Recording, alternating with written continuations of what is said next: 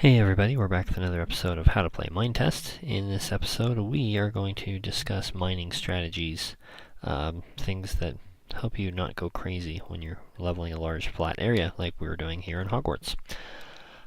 So we've got the outside edges done, the actual castle itself, and now we're clearing out the courtyard in the middle here, which, I mean, you can see there's tons of stuff in the middle that we gotta mine out of here.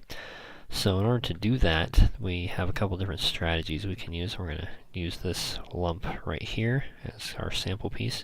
First thing we did was we cut all the way through so that we have a smaller chunk to focus on. And typically the next thing I do after I whack a lump off like that is I start making stair steps.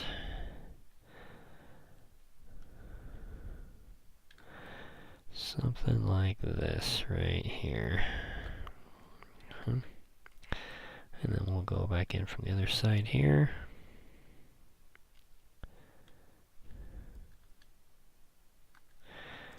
Okay. And so then from there, we can continue that pattern all the way along the side. Over here, whoops, ran my pick out.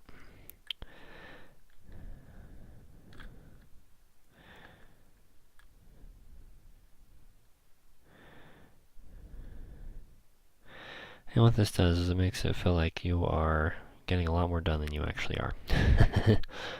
Basically. Because you're cutting a pattern into the brick instead of just, chopping a column or row out. It doesn't feel like you're getting a whole lot done with a single pick, which can be infuriating sometimes when you're using a stone pick. But seeing as stone is everywhere, it's just the logical choice in my mind for the right building material to use. And it makes it so I don't set my expectations too terribly high for my picks either. My brother uses just diamond and messe or mise, however you pronounce it. And when it runs out, he's just so disappointed because now I have to go all the way around and find some more and make another axe. It's like, just grab some stone. It's everywhere. Don't have to think too hard. You don't have to go hunting for resources. You just build a new one and keep on going. So, sorry, bumped the mic there.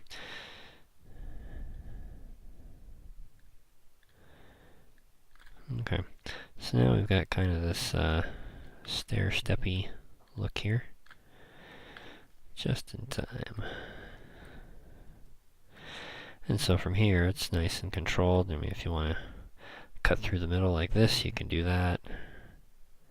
Make kind of a smaller subdivision of things.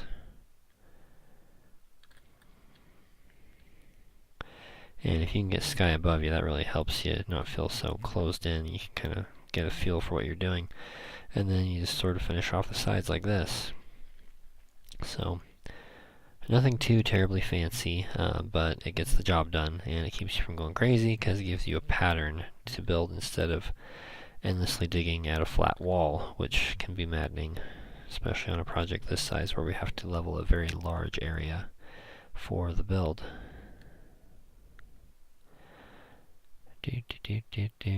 Now, one thing that this doesn't do is this doesn't help you find resources. If you're on the hunt for resources, there's actually a better approach, and I've left some coal in the ground over here to explain that.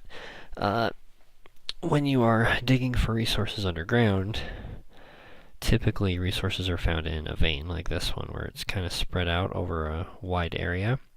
So, you want to do a digging pattern that lets you hit or see as many blocks as possible without digging too much. So the least amount of digging, viewing the most blocks. So for this example, if I were to dig, say right here, I would hit that one and I would know, oh, there's coal on this side because I can see this wall and this wall right here.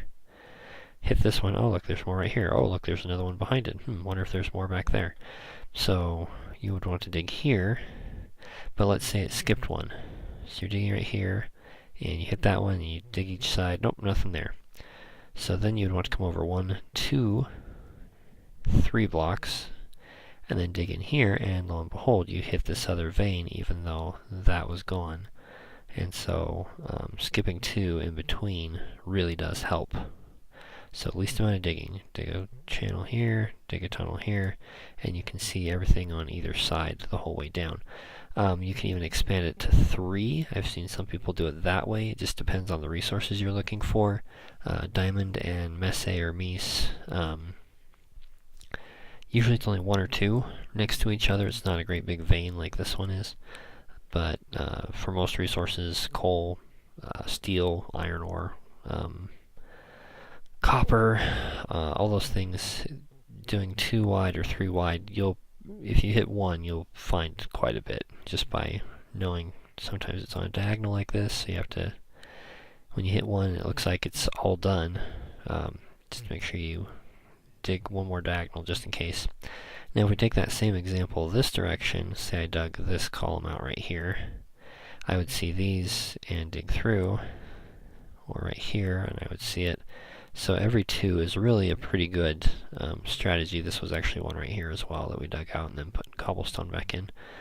So every 2 to 3, this vein is 3 wide, so even if I dug on this side, skipped 3, and dug on this side, I would still catch this back part of the vein right here, or on this side I would catch the front part right here. So 2 to 3 in between tunnels is best when you're looking for minerals. But that's pretty much all I have to say about mining. There's no whole lot to it. Again, I use stone because it's everywhere. It's the most plentiful resource in the game, so if you just get used to, alright, build 4 or 5, dig for a bit, break them all, alright, build 4 more, keep going. It sets up a pretty reasonable expectation. As long as you have wood and stone, you can continue building pickaxes. Anyway, I hope you guys enjoyed that. We will catch you next time. Don't forget to like, share, and subscribe. And until next time, go build something.